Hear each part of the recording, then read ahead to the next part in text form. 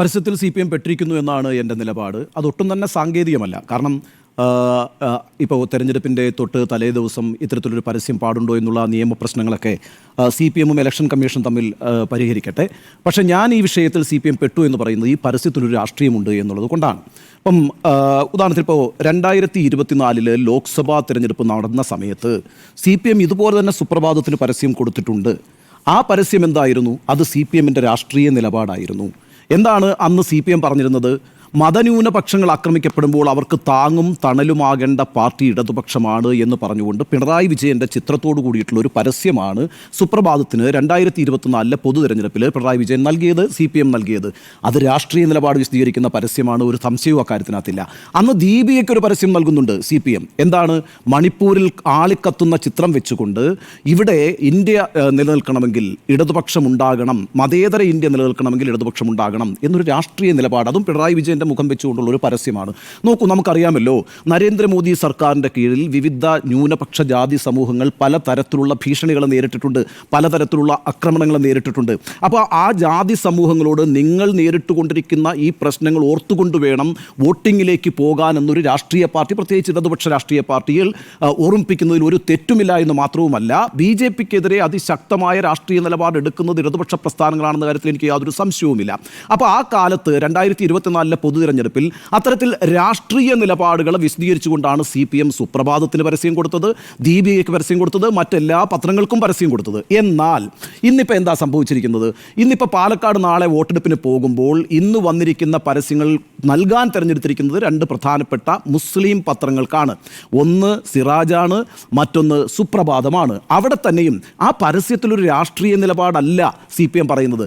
സരിനു വേണ്ടിയിട്ടുള്ള പരസ്യമാണെങ്കിൽ കൂടിയും അതിലെ കേന്ദ്ര കഥാപാത്രം ആരാണ്? സന്ദീപ് വാര്യരാണ് കേന്ദ്ര കഥാപാത്രം എന്ന് പറയുന്നത്. സന്ദീപ് വാര്യരെ ഇപ്പോൾ കേന്ദ്ര കഥാപാത്രമാക്കിക്കൊണ്ട് മുസ്ലിം പത്രങ്ങൾക്ക് പരസ്യം നൽകുന്നതിന് പിന്നിൽ കൃത്യമായൊരു രാഷ്ട്രീയ അജണ്ടയുണ്ട്. അതെന്താണ്? അത് മുസ്ലിം സമുദായത്തിനകത്തൊരു ആശയക്കുഴപ്പമുണ്ടാക്കുക എന്നുള്ളതാണ്. നോക്കൂ, നിങ്ങൾ കോൺഗ്രസിനെയാണ് പിന്തുണയ്ക്കാൻ പോകുന്നതെങ്കിൽ ആ കോൺഗ്രസ് എന്ന് പറയുന്നത് ഇന്നലെ വരെ വിഷം ചീറ്റിക്കൊണ്ടിരുന്ന സന്ദീപ് വാര്യർ എന്ന് പറഞ്ഞ ഒരാളെ എടുത്തു വെച്ചിരിക്കുന്ന ഒരു പാർട്ടിയാണെന്നും അത്തരത്തിലൊരു പാർട്ടിക്കൊപ്പം നിങ്ങൾ നിൽക്കേണ്ടതുണ്ടോ എന്നും ചിന്തിക്കണം. അങ്ങനൊരു സൂചന നൽകുന്ന പരസ്യമാണ് ഇപ്പോൾ നൽകിയിരിക്കുന്നത് എന്നുള്ളതാണ്. നോക്കൂ, സന്ദീപ് വാര്യരെ ഈ തെരഞ്ഞെടുപ്പിൻ്റെ ഘട്ടത്തിൽ കോൺഗ്രസ് പാർട്ടി ആ പാർട്ടിയിലേക്ക് സ്വീകരിച്ചത് ശരിയായൊരു നിലപാടാണോ എന്ന കാര്യത്തിൽ സംശയമുള്ള ആളാണ്. ഞാനത് ആ ദിവസം തന്നെ രേഖപ്പെടുത്തിയിട്ടുള്ള ആളുമാണ്. അതൊരു സ്ട്രാറ്റജിക്കൽ എററാണ് എന്ന് തന്നെ ഞാൻ വിചാരിക്കുന്നു. സന്ദീപ് വാര്യർ പാലക്കാട് ഉപതെരഞ്ഞെടുപ്പുമായി ബന്ധപ്പെട്ട് അത്ര അനിവാര്യമായ ഒരാളാണെന്നും ഞാൻ കരുതുന്നില്ല. സന്ദീപ് വാര്യരുടെ വരവോടുകൂടി കോൺഗ്രസിന് പാലക്കാട് വിജയം ഉറപ്പിക്കാൻ കഴിയുമെന്നും ഞാൻ വിചാരിക്കുന്നില്ല.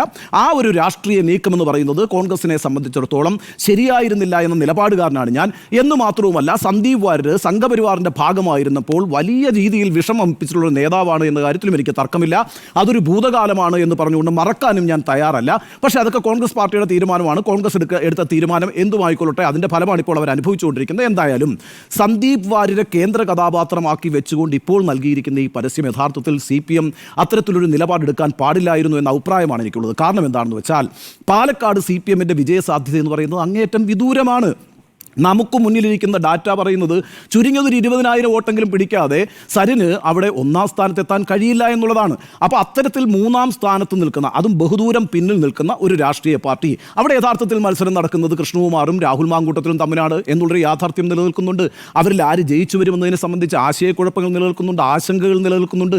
അങ്ങനെ ഒരു സാഹചര്യത്തിൽ അവിടുത്തെ ന്യൂനപക്ഷ വോട്ട് ബാങ്കിനെ ഭിന്നിപ്പിച്ചാൽ അത് സ്വാഭാവികമായും ഗുണം ചെയ്യുക BJP എന്ന രാഷ്ട്രീയ പാർട്ടിക്കായിരിക്കും. ഇപ്പം നമുക്കറിയാവുന്നതുപോലെ പാലക്കാട് മുനിസിപ്പാലിറ്റിയിൽ വലിയ സ്വാധീനമുള്ള പാർട്ടിയാണ് BJP. ഒരു സംശയ കാര്യത്തിൽ വേണ്ട. കഴിഞ്ഞ 2021 നിയമസഭാ തെരഞ്ഞെടുപ്പിൽ 6000 വോട്ടുകളുടെ ലീഡ് ശ്രീധരന് സമ്മാനിച്ച സ്ഥലമാണ് ആ മുനിസിപ്പാലിറ്റി എന്ന് പറയുന്നത്. അപ്പോൾ അവിടുത്തെ ആ വോട്ടിനെ എങ്ങനെയാണ് കോൺഗ്രസ് റദ്ദാക്കിയത്? പിരായിരി എന്ന് പറയുന്ന പഞ്ചായത്തിൽ 6000 വോട്ടുകൾ നേടിക്കൊണ്ടാണ്. എന്താണ് ഈ പിരായിരി പഞ്ചായത്തിൻ്റെ സവിശേഷത? അവിടെ മുസ്ലിം ന്യൂനപക്ഷങ്ങൾക്ക് ധാരാളമായി സ്വാധീനമുള്ള ഒരു പഞ്ചായത്താണ്. ആ പഞ്ചായത്തിൽ ഇത്തരത്തിലൊരു ആശയക്കുഴപ്പമുണ്ടാകുന്ന വഴി വോട്ട് ഭിന്നിച്ചാൽ സ്വാഭാവികമായും 6000 വോട്ടിൽ ലീഡില്ലെങ്കിൽ ഒരു 3000 വോട്ടിൻ്റെ ലീഡ് അവിടെ കൃഷ്ണകുമാറിന് ഉറപ്പിക്കാൻ കഴിയും. അത് സ്വാഭാവികമായും കൃഷ്ണകുമാറിൻ്റെ വിജയത്തിലേക്ക് നയിക്കും. അത്തരത്തിലൊരു സാഹചര്യം ഇപ്പോഴുണ്ടാകുന്നത് ശരിയാണോ? എന്താണ് CPM-ൻ്റെ യഥാർത്ഥത്തിൽ പാലക്കാട് നിലപാട് എന്നതിനെ സംബന്ധിച്ചൊരു ആശയക്കുഴപ്പം ഉണ്ടായിരിക്കുകയാണ്. അപ്പോൾ ഈ ആശയക്കുഴപ്പം, അതായത് മനഃപൂർവ്വം ആ ന്യൂനപക്ഷ വോട്ട് ബാങ്കിൽ ഒരു ആശയക്കുഴപ്പം ഉണ്ടാക്കാനുള്ള ആ ശ്രമമുണ്ടല്ലോ, ആ ശ്രമമെന്ന് പറയുന്നത് ഞാൻ വിചാരിക്കുന്നില്ല കേട്ടോ, ആ ശ്രമമൊന്നും വിജയിക്കും എന്ന് ഞാൻ കരുതുന്നില്ല. 1-2 കാര്യങ്ങൾ ഞാൻ വളരെ പെട്ടെന്ന് പറയാം. ഉദാഹരണത്തിന് ഈ ലോക്സഭാ തെരഞ്ഞെടുപ്പിലേക്ക് പോകുന്നതിന് മുമ്പ് നരേന്ദ്രമോദി സർക്കാർ ചെയ്തൊരു ബുദ്ധിപരമായ നീക്കമുണ്ട്, തന്ത്രപരമായ ഒരു നീക്കമുണ്ട്. അത് CAA വിജ്ഞാപനമാണ്. CAA വിജ്ഞാപനം എന്തിനാണ് പുറത്തിറക്കിയത്? ആ സമയത്ത് പുറത്തിറക്കിയതിൻ്റെ കാര്യം എന്താ വെച്ചാൽ അവിടെ കൃത്യമായൊരു പോളറൈസേഷൻ ഉണ്ടാകേണ്ടത് എന്തിനാണ്? മുസ്ലിങ്ങൾ വളരെ ശക്തമായി പ്രക്ഷോഭമായി പുറത്തേക്ക് ഇറങ്ങും. സ്വാഭാവികമായിട്ടും ഭൂരിപക്ഷ ഹിന്ദുക്കൾ ഒന്നിക്കും. അങ്ങനെ ഒന്നിക്കുന്നത് വഴി ഉണ്ടാകുന്നൊരു നേട്ടം BJPക്ക് ഉണ്ടാകുമെന്ന് കരുതി അന്ന് ആ കാര്യം ഏറ്റെടുത്ത് പ്രതിഷേധത്തിലേക്ക് പോകണ്ട എന്ന് തീരുമാനിച്ച സംഘടനകളാണ് മുസ്ലിം സംഘടനകൾ. അവരതിനകത്ത് സംയമനം പാലിച്ചു. അതേപോലെ തന്നെ നമ്മൾ ചർച്ച ചെയ്തിട്ടുള്ളൊരു കാര്യമാണ്, കോൺഗ്രസിൻ്റെ മാനിഫെസ്റ്റോയിൽ CAA വിഷയത്തിൽ നിശബ്ദത പാലിച്ചു എന്നൊരു പ്രശ്നമുണ്ടായിരുന്നു. CAAയിൽ കോൺഗ്രസിന് നിശബ്ദതയാണെന്ന് പറഞ്ഞു. എന്തായിരുന്നു യഥാർത്ഥത്തിൽ BJPയുടെ തന്ത്രം? കോൺഗ്രസ് CAAയ്ക്കെതിരായിട്ടുള്ള ഒരു നിലപാടെടുക്കുകയാണെങ്കിൽ വീണ്ടും ഭൂരിപക്ഷ പോളറൈസേഷൻ ഉണ്ടാവുകയും അത് നമുക്ക് ഗുണകരമാവുകയും ചെയ്യും എന്ന് BJP കരുതി. അവിടെ കോൺഗ്രസ് ബുദ്ധിപൂർവ്വം ചെയ്തൊരു കാര്യം എന്താണ്? ജനവിരുദ്ധങ്ങളായ നരേന്ദ്രമോദി സർക്കാരിൻ്റെ എല്ലാ നയങ്ങളും റദ്ദാക്കും എന്നാണ് പറഞ്ഞു വെച്ചത്. ഇതൊക്കെ രാഷ്ട്രീയമായി ചില സംയമനങ്ങളാണ്. വളരെ അപകടകരമായിട്ടുള്ള ഫാസിസ്റ്റ് ഭരണം നിലനിൽക്കുന്ന ഒരു സമയത്ത് ആ ഫാസിസ്റ്റ് ഭരണത്തെ പുറന്തള്ളുന്നതിന് വേണ്ടിയിട്ട് ചില രാഷ്ട്രീയ സംയമനങ്ങൾ സ്വീകരിക്കേണ്ടി വരും. ചില ഘട്ടങ്ങളിൽ അത്തരം സംയമനങ്ങൾ സ്വീകരിച്ച ഒരു വിഭാഗമായിട്ട് തന്നെയാണ് ഞാൻ മുസ്ലിങ്ങളെ കാണുന്ന, പ്രത്യേകിച്ച് CAA വിഷയത്തിൽ ഈ തെരഞ്ഞെടുപ്പ് കാലത്ത്. അപ്പോൾ അത്തരത്തിലുള്ള പ്രശ്നങ്ങൾ ഈ പറയുന്ന BJPയുടെ ഒരു വരവിൻ്റെ സാധ്യതയെ മനസ്സിലാക്കിക്കൊണ്ട് തന്നെ ഇക്കുറി ഒരാശയക്കുഴപ്പവും ഇല്ലാതെ തന്നെ അവർ ആ കാര്യത്തിൽ പൊളിറ്റിക്കലി സെൻസിബിൾ ആയ ഒരു തീരുമാനമെടുക്കും എന്ന് തന്നെയാണ് ഞാൻ കരുതുന്നത്. അതുകൊണ്ട് ഈ പറയുന്ന സിറാജിലെയും അതുപോലെ തന്നെ സുപ്രഭാതത്തിലെയും പരസ്യം കൊണ്ട് എന്തെങ്കിലും ഒരു നേട്ടം CPMന് ഉണ്ടാകുമെന്ന് ഞാൻ വിചാരിക്കുന്നില്ല. അത്തരം ആശയക്കുഴപ്പം ഉണ്ടായാൽ അത് ഗുണകരമാകുക എന്ന് പറയുന്നത് BJPക്കായിരിക്കും. ആ സാഹചര്യം നന്നായി അറിയുന്ന ഒരു വിഭാഗം തന്നെയാണ് ഈ മതന്യൂനപക്ഷം എന്ന് പറയുന്നത്. അതുകൊണ്ട് നിശ്ചയമായും മറ്റൊരു കാര്യം കൂടിയുണ്ട്. ഈ മുനമ്പം വിഷയമുണ്ടല്ലോ, ഈ മുനമ്പം വിഷയം ഇങ്ങനെ കത്തി നിൽക്കുമ്പോൾ സാധാരണഗതിയിൽ കോൺഗ്രസിനും CPMനും ഒക്കെ ലഭിക്കേണ്ടിയിരുന്ന ക്രിസ്ത്യൻ വോട്ട് ബാങ്ക്, ആ ക്രിസ്ത്യൻ വോട്ട് ബാങ്കിൽ ഒരു വിള്ളലുണ്ടാക്കാനായിട്ട് BJP ശ്രമിക്കുന്നുണ്ട്. അപ്പോൾ ആ അർത്ഥത്തിലൊക്കെ BJP അവരുടെ സ്ട്രാറ്റജി വളരെ ശക്തമായി മുന്നോട്ട് കൊണ്ടുപോകുന്ന പാലക്കാട് നിയമസഭാ മണ്ഡലത്തിൽ ഈ പറയുന്ന മതന്യൂനപക്ഷങ്ങളുടെ വോട്ട് ഭിന്നിപ്പിക്കുക എന്ന് പറഞ്ഞാൽ നിശ്ചയമായും അത് അനുകൂലമാകാൻ പോകുന്നത് BJPക്ക് തന്നെയാണ്. CPMന് ഗുണകരമാകില്ല, കോൺഗ്രസിന് ഗുണകരമാകില്ല. അത്തരത്തിലൊരു നീക്കം ഇന്ന് CPM നടത്തിയത് അങ്ങേയറ്റം അബദ്ധമാണ് എന്ന നിലപാടാണ് എനിക്കുള്ളത്. എന്നാൽ ഒരു വിഷയം കൂടി പറഞ്ഞേക്കാം. ഈ പറഞ്ഞ ജമായത്തിൻ്റെ അനുയായിയാണ് സാദിഖ് അലി തങ്ങൾ എന്നൊക്കെ പറഞ്ഞിട്ടുള്ള മുഖ്യമന്ത്രിയുടെ പ്രസ്താവനയുണ്ട്. ആ പ്രസ്താവന അടക്കമുള്ള കാര്യങ്ങൾ ആ വിഭാഗം ചർച്ച ചെയ്യുന്നുണ്ട്. അപ്പോൾ ഈ ഒരു ആശയക്കുഴപ്പം ഉണ്ടാക്കാമെന്നുള്ള ശ്രമത്തിന് തിരിച്ചടിയാവുകയാണ്. യഥാർത്ഥത്തിൽ കൂടുതൽ യൂണിഫൈ ചെയ്യുകയാണ് ആ വിഭാഗത്തെ യഥാർത്ഥത്തിൽ ഇത്തരം പരസ്യത്തിലൂടെ ചെയ്യാൻ പോകുന്നത് എന്നുള്ളതാണ് എൻ്റെ വിലയിരുത്തൽ. ഏതായാലും എന്നെ സംബന്ധിച്ചിടത്തോളം ഏറ്റവും വിഷമകരമായൊരു കാര്യമെന്ന് പറയുന്നത് ഈ പറയുന്ന മതന്യൂനപക്ഷങ്ങളുടെ അവകാശങ്ങൾക്ക് വേണ്ടി പോരാടുന്ന രാഷ്ട്രീയ പ്രസ്ഥാനം രാജ്യത്ത് ഒന്നാമത്തെ രാഷ്ട്രീയ പ്രസ്ഥാനമായി ഞാൻ കാണുന്നത് CPMനെയും CPM അടക്കമുള്ള ഇടതുപക്ഷ പ്രസ്ഥാനങ്ങളെയുമാണ്. അവരുടെ BJPക്ക് എതിരായിട്ടുള്ള നിലപാടിൽ എനിക്ക് യാതൊരു സംശയവുമില്ല. എന്നാൽ ഈ പാലക്കാട് നിയമസഭാ തെരഞ്ഞെടുപ്പിൽ മുന്നോട്ട് വരുന്നതിന് വേണ്ടി അവർ നടത്തിയിട്ടുള്ള ഈ ശ്രമം എന്ന് പറയുന്നത് ഫലത്തിൽ ഗുണം ചെയ്യാൻ പോകുന്നത് BJPക്കാണ്.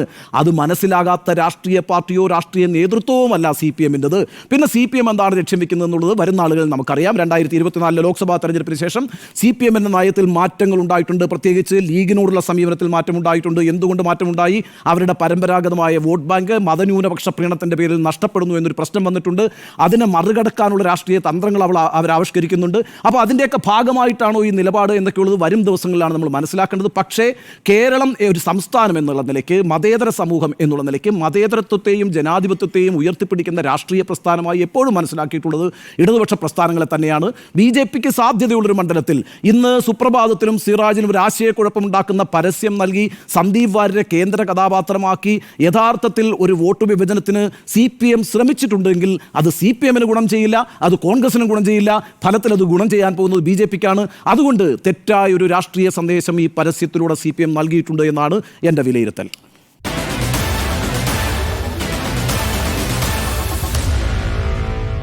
Meet the editors.